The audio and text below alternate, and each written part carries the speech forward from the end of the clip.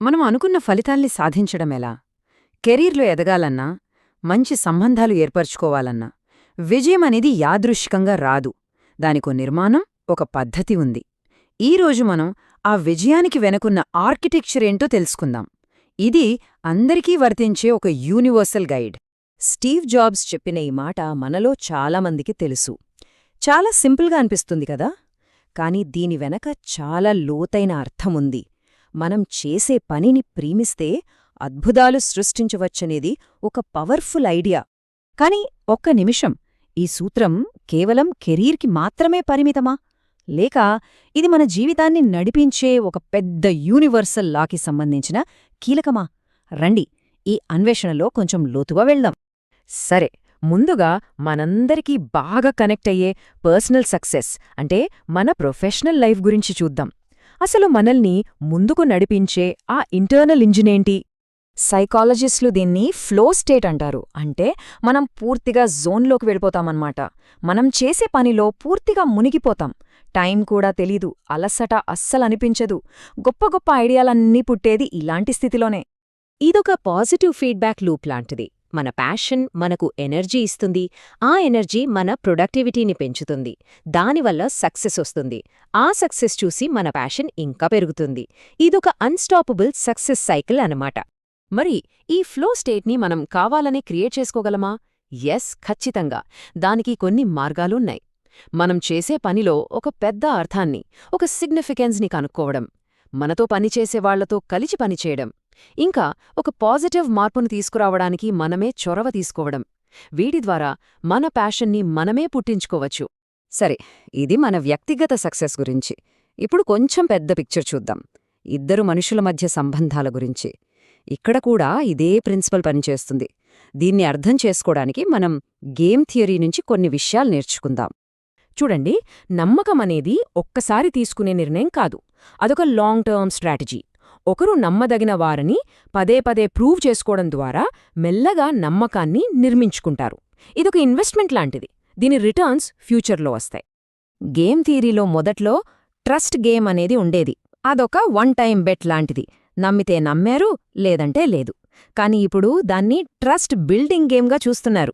ఇక్కడ ఒకరు పదే పదే తమ నమ్మకాన్ని సిగ్నల్స్ రూపంలో చూపిస్తూ ఉంటారు. ఇది జూదం కాదు, ఇదొక ప్రయాణం.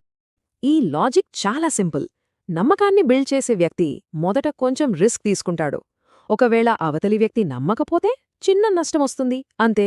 కాని ఒకవేళ వాళ్లు నమ్మితే లాంగ్ రన్లో ఇద్దరికీ చాలా పెద్ద లాభముంటుంది.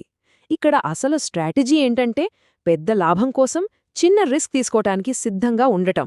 సో అసలు పాయింట్ ఏంటంటే, కోఆపరేషన్ అనేది యాదృచ్ఛికంగా రాదు. అది మనం ఉద్దేశ్యపూర్వకంగా, కన్సిస్టెంట్గా తీసుకునే యాక్షన్స్ వల్లే వస్తుంది. నమ్మకాన్ని సంపాదించుకోవాలి, ప్లాన్ ప్రకారం దాన్ని నిలబెట్టుకోవాలి. ఓకే, ఇప్పటిదాకా మనం సైకాలజీ, స్ట్రాటజీ గురించి మాట్లాడుకున్నాం. ఇప్పుడు ఇంకొంచెం వెనక్కి వెళ్దాం. చాలా వెనక్కే, ప్రాచీన తత్వశాస్త్రం వైపు. ఎందుకంటే మనం డిస్కస్ చేస్తున్న ఈ ఐడియా అస్సలు కొత్తది కాదు. ఇది వేల సంవత్సరాలుగా ఉన్న ఒక పవర్ఫుల్ నియమం. అదే కర్మ సిద్ధాంతం. సింపుల్గా చెప్పాలంటే, మనం ఉద్దేశపూర్వకంగా చేసే ప్రతి పనికి ఒక రిజల్ట్ ఉంటుంది. మనం గమనిస్తే ఇది కూడా మనం ఇంతకుముందు చూసిన ఫ్లో, నమ్మకం లాంటిదే. ఒక ఇంటెన్షనల్ యాక్షన్, దానికి సంబంధించిన ఒక రిజల్ట్, రెండింటి మధ్య ఉన్న లింక్ అన్నమాట. చాలామందికి ఒక కన్ఫ్యూజన్ ఉంటుంది. కర్మ అంటే ఫేట్, అంతా ముందే రాసిపెట్టి ఉంటుంది అనుకుంటారు. కాని అది అస్సలు నిజం కాదు. ఫేటలిజం అంటే మన చేతుల్లో ఏమీ లేదు అనడం. కాని కర్మ సిద్ధాంతం దానికి పూర్తిగా ఆపోజిట్. మన భవిష్యత్తు మన చేతుల్లోనే ఉంది. మన పనుల ద్వారా మనమే దాన్ని రాసుకుంటామని చెప్తుంది. It's about empowerment.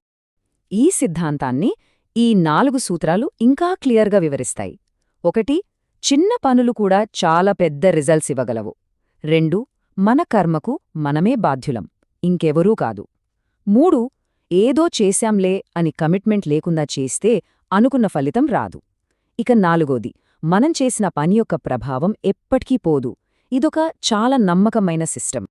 సరే, ఇప్పటిదాకా మనం 3 వేర్వేరు ప్రపంచాల్లోకి వెళ్ళొచ్చాం: సైకాలజీ, గేమ్ థియరీ, ఫిలాసఫీ. ఇప్పుడు వాటన్నింటినీ ఒకచోటికి తెచ్చి చూద్దాం. ఈ 3 దారులు ఒకే చోటికి ఎలా కలుస్తున్నాయో గమనిద్దాం. చూడండి, సైకాలజీలో దీన్ని ఫ్లో అన్నాం, గేమ్ థియరీలో ట్రస్ట్ అన్నాం, ఫిలాసఫీలో కర్మ అన్నాం. పేర్లు వేరే కావచ్చు, కానీ వీటన్నింటి వెనక ఉన్న కోర్ ఐడియా ఒక్కటే. ఒక పాజిటివ్ మైండ్ సెట్ ప్రొడక్టివిటీకి దారితీస్తుంది. కన్సిస్టెంట్గా నమ్మకాన్ని చూపించడం కోఆపరేషన్కి దారితీస్తుంది. మంచి పనులు మంచి ఫలితాలకి దారితీస్తాయి. ఇదంతా ఒకే సూత్రం. సో ఈ మొత్తం విశ్లేషణలో మనకు దొరికిన అసలైన సూత్రం ఏంటంటే, మన భవిష్యత్తును డిజైన్ చేసేది మన ఇంటెన్షనల్, కన్సిస్టెంట్ యాక్షనే. మనమే మన భవిష్యత్తుకి ఆర్కిటెక్ట్స్.